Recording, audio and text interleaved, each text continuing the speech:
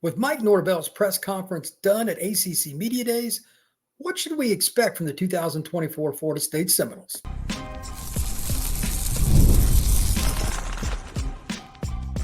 You are Locked On Seminoles, your daily podcast on the Florida State Seminoles. Part of the Locked On Podcast Network, your team every day. Back into Locked On Seminoles. I am your host, Brian Smith. Thank you for making this your first listen each and every day. You can find this podcast wherever you get them for free and on YouTube. Part of the awesome Locked On Network, your team every day. Today's episode is brought to you by FanDuel. Make every moment more as the playoffs start to wind down. The sports aren't quite as busy as they were, but in the summer, FanDuel is hooking you up with an opportunity with a booster bonus daily. That's right. There's something for everyone, every day, all summer long. Visit FanDuel.com to get started. Mike Norvell and the Noles took center stage yesterday at ACC Media Days in Charlotte. It was an opportunity for the players and the coaches to kind of mingle with the media, get a sense of what everybody's thinking, answer some questions and whatnot. But as I've learned over the years, focus on the head coach. I'll do a little bit probably with the players a little later on, but for now, I just want to focus on Norvell, and there's a couple of key points. Number one, what's his overall thought process on the team? I thought Mike did a really good job of talking about where he's at, and he's a very emotional, jittery guy in front of a microphone when he's excited. Like, he doesn't sit still very well, and you could just tell he was very energetic and happy about what's going on. I was surprised even for him how happy he was. In conjunction with that, just by watching various media reports, talking to people, etc., it seems like he's a little more upbeat than even I thought he would be about the program in general. So all that's really good. And we've got to remember now, I'm a glass half empty guy. You're not going to fool me very easily. That being the case, here's something else to think about. Florida State did lose 10 players of the draft, and he's excited. So what we talk about on this show all the time, development, I'm not going to really go into that a ton today, but Florida State's development is good. You don't lose 10 guys of the draft and then have a good team the next year unless you're a developing player. I don't care where you get them from. He's figured that out with his staff, with his training staff, the support group, the academics, everything is in line together, or that does not work. So forget the 24 season and just look at it from a broad perspective for one moment before we dive in on just 24. But this program is in a very good spot. It's so much different than it was even in 2022. Remember, they had a 3-game losing streak here in the middle of the year. And you're like, okay, this could go one of two ways. And I was like, but they've taken off since then. So you have to look at it like they've made their breakthrough, and now they've recruited well enough, hit the portal well enough. They're in the right direction. But number one for 24, he's just excited about the speed and the playmaker. He went over playmakers numerous times. I want to give 3 other words here in a second, but he talked about playmakers and guys that he's really excited about that have a chance this year that have kind of went through the program. Again, he keeps bringing up the opportunity to develop. That's so important. And he used it directly and indirectly, but that's valuable. You got guys like Kentron that have played wide receiver, and, you know, they haven't always been consistent, and he brought that up. But here's your chance, and he's excited to coach him again. This guy really likes football. It's nice to cover a program for me where the coach isn't negative and always taking like little pop shots at his players when they haven't lived up to expectations. Darren Williamson and different guys, Ja'Kai Douglas, not everybody's been perfect throughout their career, right? Any stretch, but they've all contributed. They're all part of Florida State's program. They all have a role to fill this year, and he's excited about his seniors, fifth-year seniors, etc. That's cool. I love that, and Florida State fans should love that too. Next, and I'm looking at this in a broad-based sense. I was going over the roster over the last couple of days to try to figure out, okay, where would I attack Florida State?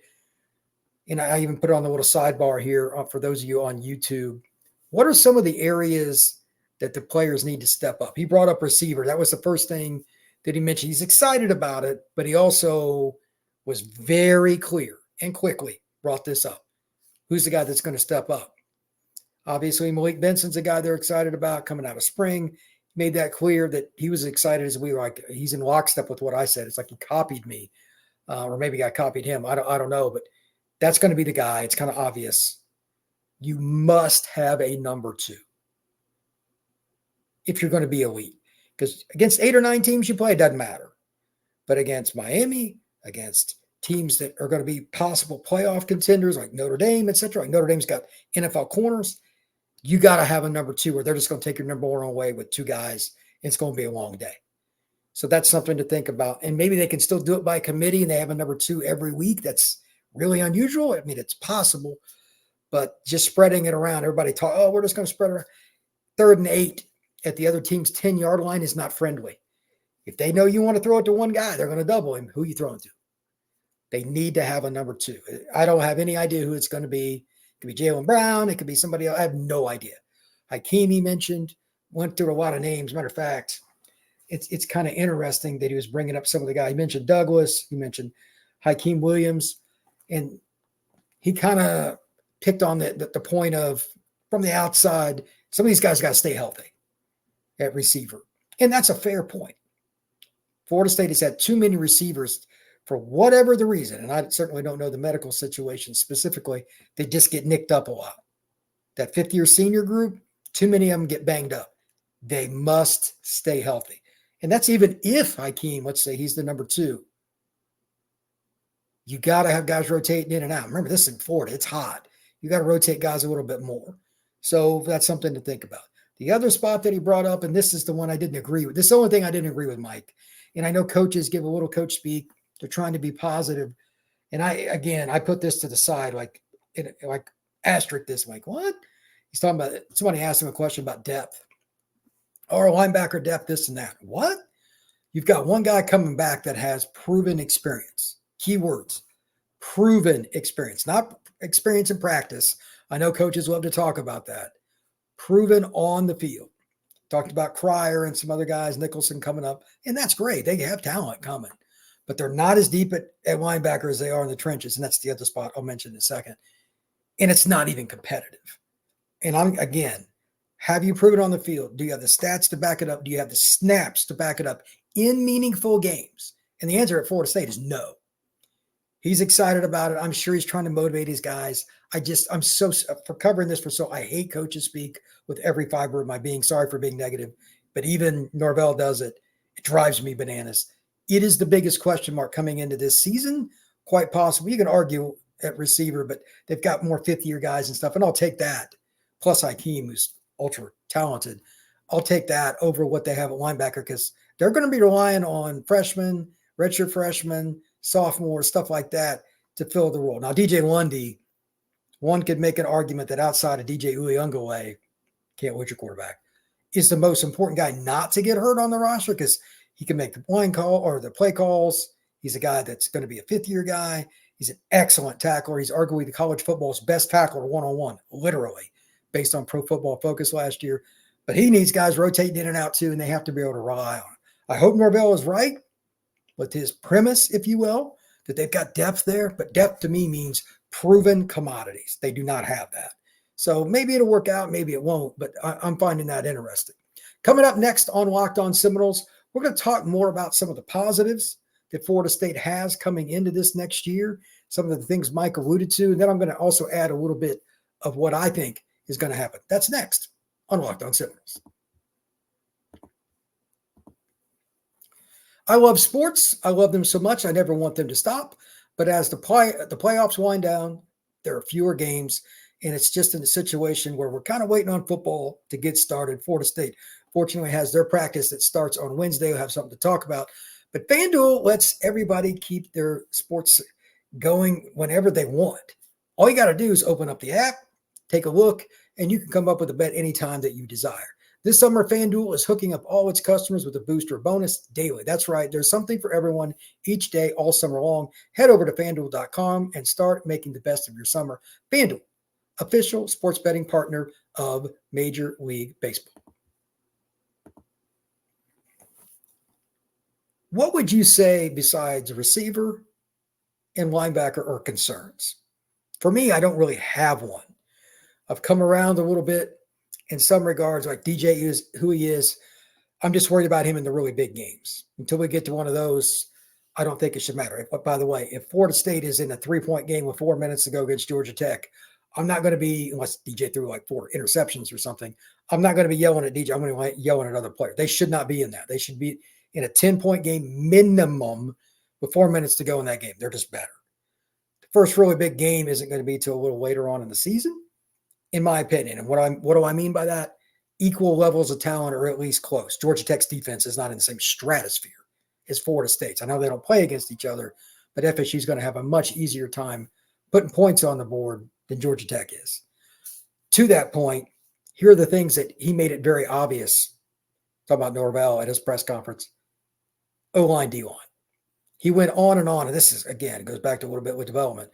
Darius Washington, Maurice Smith, they were thrown in too early in their careers because the O-line recruiting going into like 19, 20, 21, those 3 seasons, they'd had guys transfer, they'd had guys get hurt, they had guys they missed on in recruiting. Development wasn't as good as it should have been. There were numerous problems, and guys had to play a little early. And he even mentioned, hey, they were probably a little bit undersized from the weight room and all that. Usually takes a couple of off seasons for college football players that play in the trenches to get physically ready. It's just a long grind. And they got thrown to the fire, but they trusted in the process and they stuck with Norvell once he got in place, and it's worked out. Both of them have a chance to at least have a cup of coffee in the NFL, and that's not a bad deal. Get their FSU degrees, et cetera, and be on some great football teams. Life could be certainly a lot worse. He talked about how important it is for guys like that to have come up the ranks, to make plays, and quite honestly, lead him to a great season. He brought up 13-0 last year. He's talking about what that kind of momentum was, and he went back and back and back and back to the trenches in so many different ways. On the other side, he was talking about some pretty good players there too. Obviously, he went on and on about Patrick Payton, and he should. He had 10 passes broken up last year as a defensive end, by the way. One of the oddest stats you're ever going to see. That's not a number that DBs get. For a defensive lineman to do it is phenomenal. But Payton, he loves. He thinks they have 2 big-time interior defensive linemen. Ironically, they played together in high school, Farmer and Jackson. And they got guys coming off the bench that would start at other schools at some of these spots. It's like, the edge that they got from Georgia, the FSU legacy, Jones, their secondary went on and talked about Cypress and those guys. That's all going to play off each other. I'm going to make a little projection here because hearing Mike talk about it, almost unsolicited, really. I'd mentioned this in since last week.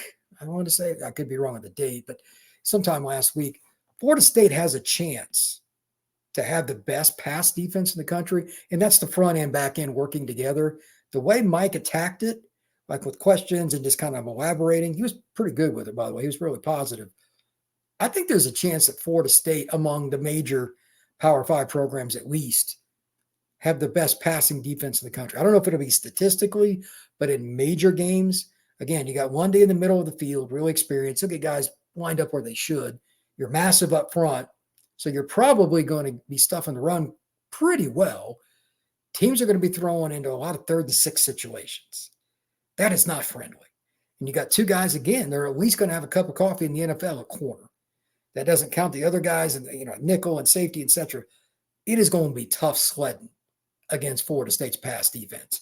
If they're not in the top 15, somebody got hurt. There's just no way I see it. Again, Mike doesn't have to bring that stuff up. And there's one thing I pick on him about is he avoids stuff a lot. He did not at yesterday's press conference. He was pretty energetic, obviously, but again, he gave a lot of info. It was pretty specific. That's not his norm from my experience. Like talking about the corners a lot, the specific names of D-line, etc. That is a really good sign. We knew they had talent, but coaches, when they bring it up, they don't like to be clipped if it doesn't work out because somebody will do it. Let's not kid ourselves. He did it because he wanted to. Very, very good sign for Florida State football. If I want to say there's another player or something, I hate leaving people out. I'm also really curious about Conrad Hussey. I just remember him from high school. I'm curious how they're going to use him. And the reason I bring it up again, I know Conrad pretty well in high school, but Mike keep bringing up the competition in fall camp. I'm excited to see what he's going to do. Micahi Danzy, a freshman that came in, he was really excited about his growth, his physical maturity, and he's a burner too. By the way, he ran 45.99, if I remember right, in the 400. Kid can fly. So they're looking at a lot of young guys to see what they can do. He was excited about the freshman receivers. You don't hear coaches say that very often because freshman receivers, there's usually like one guy way better than everybody else, but they had a really good receiver class. And you mentioned like all of them. Florida State's depth has just changed so much. It is insane. And when you have freshmen and sophomores that are truly competitive in practice, not only as scout team players and guys that are like second, third team, making it better for the defense, it makes the guys in front of them on the depth chart, hey, like, I can't take today off. We can say whatever we want. Players have days they just don't want to do it. They're human. You got somebody behind you that's desperate to get on the field, better not take day off. This is how Florida State, when Bowden was in Tallahassee, won. If there was I'll give Bobby all the credit in the world for this. If there was a freshman playing well, he didn't give two craps about the kid in front. If that freshman deserved playing time, he may not start him, but he'd put him into the lineup. I need to see Norvell do it over time. I mean, Bowden was at Florida State forever. But again, like, how many times did he put a freshman or sophomore in the lineup? And boom, they were really good. It's really important that Florida State does that because it helps recruiting and it helps your program internally too, to have everybody bought in. So I was pretty impressed with him bringing that up. Here are a couple other points that he brought up. He loved the size of the freshman offensive linemen, like Jonathan Daniels, big kid out of Pensacola, just as an example. These are guys that they start getting kids like this. I've complained about O-line forever. He brought it up again by name. Very good sign. He doesn't have to do, especially mentioning freshmen. Again, that's not normal. He was really excited, like Ezra Thomas, Ventrell Cypress, and kind of really just the entire defense overall. As a side note, by the way, I just want to bring this up. Somebody was smart enough to ask, I wish I'd have thought about this. The helmet communication is going to be available. I assume it's across every week. I haven't looked into it, but I assume it's across every game. I'm not sure if both coaches have to agree or how they're doing that, but you could just tell when somebody brought it up to Mike, like his face lit up. It lit up. That is interesting because he's such a great X's and O's and game day guy. I think that's an extra edge for Florida State. I'm just going to call it now. There will be at least one game this year. And I'm not trying to take shots at any coaches anywhere else.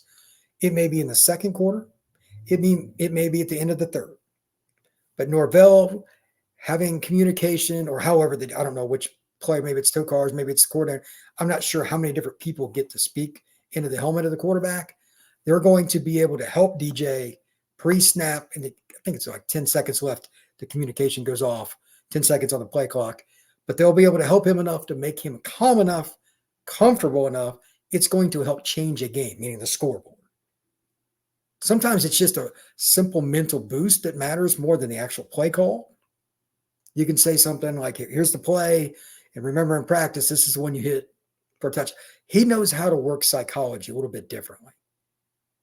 Like the way he was communicating yesterday, it's going to be a positive for the team. That's something that's going to happen.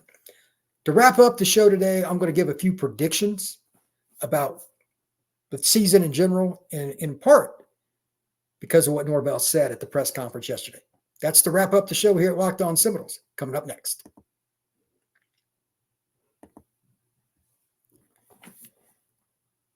So what should Florida State fans expect overall? I've been kind of thinking about, should I do a whole show on this? And I still might. I want to see a little information before I get into too much depth with it. But I think now I've went from a guy that thought they would be anywhere from 7-5 to 9-3 right after the bowl game because they had to hit the home run in the portal, and they did, to be better than that. To now, I think, barring injury, if Florida State doesn't win 10 games, it's on them. And when I say on them, I'm overhyping Norvell and his staff a little too much, but I have a lot of faith in the staff. If they don't win at least 10 games, there's always close games. Things can go wrong, but if they don't win at least 10 games, that'll be more on players. I know fans really like to blame coaches. I get it. It's also a lot easier to get rid of coaches than players. I think that's 99% of the reason why, but It's not how it works. You're going to have those players either way. I think this is going to be at least a 10-win team. I believe the sports books have FSU at 9.5, maybe 10. It depends on which one. So that's about right anyway. But I'd look at it regardless of how they evaluate things. What's the energy? What's the injury situation? Do you trust the staff? Is the schedule manageable? There are a lot of things that go together to come up with a record. It's not how good you are. I'm just talking record. If you go 10-2 and make it to the ACC title game and you're healthy, that's, again, there's no substitute for health. There's not. Last year we saw that obviously with Jordan Travis, but you have to make sure that if you win at least 10 games, you go get that ACC title and get the automatic bid. Don't let the committee have any decision whether you get in and where you're ranked. Like if they have to play a cold weather game again, I think I go to Notre Dame as one thing, and they're like the 9 seed because they lose the ACC title, that's no bueno. They need to play a home game for the playoffs. Now, by the way, I believe it'll be somewhere around the 20th of January. School's out. That'll be a wild scenario if they had that at Doak, if they get a home game. I don't know how that'll work. I don't know how the tickets would work. I doubt it would be through the school exclusively. That's going to be a whole wild thing. But your goal is to win the ACC. I would think really to be at least 11-1 realistically. They're not ever going to admit they're okay with losing a game, but that's their goal. And to get a home playoff game that you win. After that, there's a lot of factors. You get into a bunch of teams that are really good. It comes down to a couple of plays. Ranking doesn't matter as much, and it's on a neutral side field. So, again, I think 10-2. I'm curious what fans think. And don't just throw, 12-0 or Florida State. Be realistic. What do you think and why? If you think 12-0, back it up with really detailed perspective. Why? I don't know anybody that's in the Florida State media. I haven't spoken to anybody that thinks they're going 12-0. Not one. I'm just going to be honest. I haven't spoken to anybody. Schedule's manageable, but it's not like a cakewalk. The easiest schedule in the ACC amongst the teams that matter, to my knowledge, is Miami's. It just is. But they do play Louisville on the road before they play Florida State. That's kind of a weird dynamic. You could argue that's their 2 toughest games. They don't play Clemson.